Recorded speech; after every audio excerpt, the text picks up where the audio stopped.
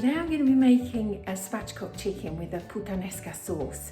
The sauce comes from an amazing dish from Naples called pasta Puttanesca.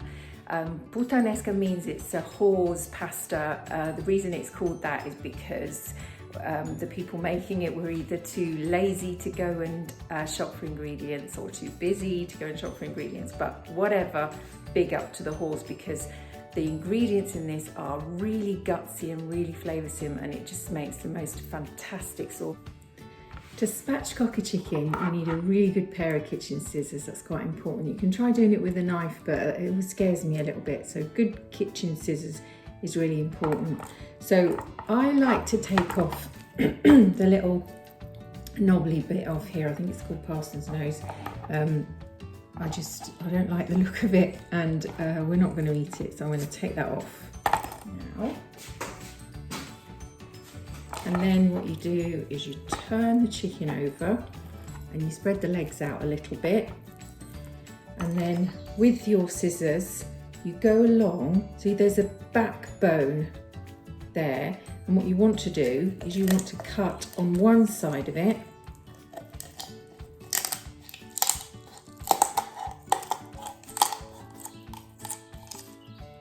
and then along the other side of it.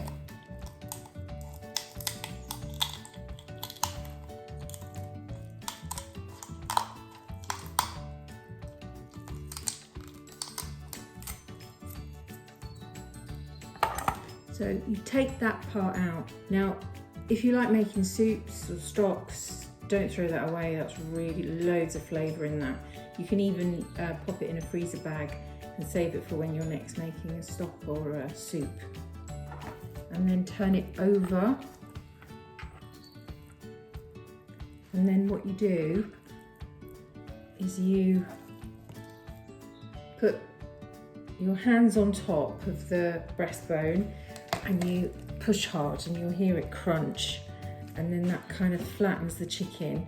And you can see now that the flattened chicken will cook much more evenly.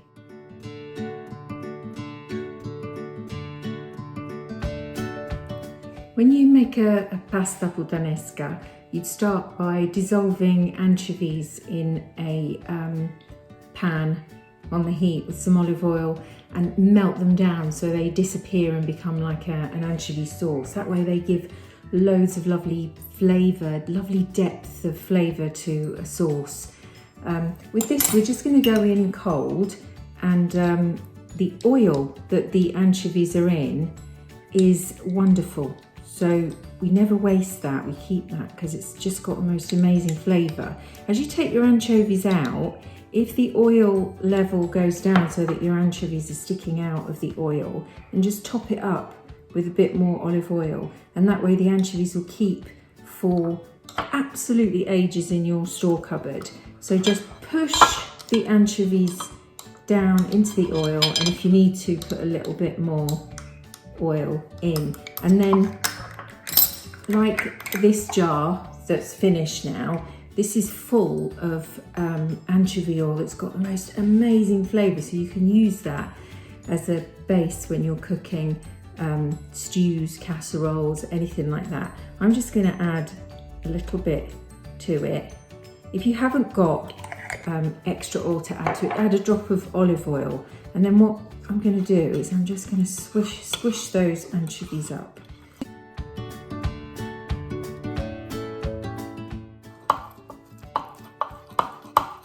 So you can do this in a pestle and mortar if you like, if you've got one.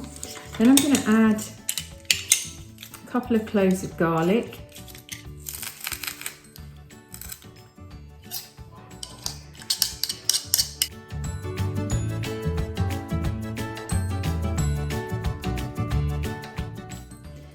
Now I'm going to add some tomato puree. So with puttanesca you'd add some tomatoes, but I want a much drier consistency here. So I'm going to add like a heaped tablespoon of puree.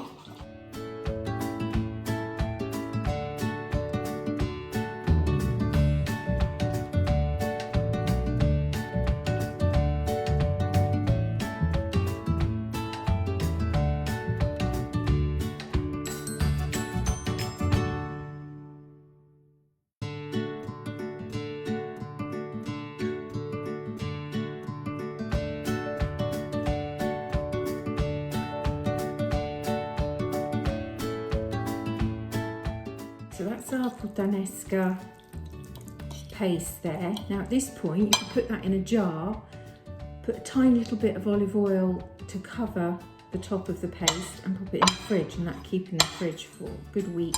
And you can use it as a marinade on fish, chicken, steak, all sorts of things. It just gives a really rich, deep flavour. I've scraped all the marinade onto the chicken now, and I've put the chicken in a roasting dish. I've lined it with parchment paper because I just find it easier for the clean up later. And then, preferably with 2 clean hands, just rub the marinade all over.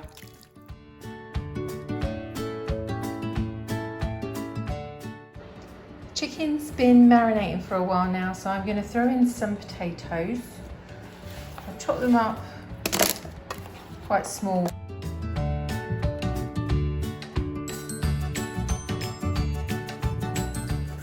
I'm going to sprinkle on some sea salt onto the potatoes, and then some olive oil.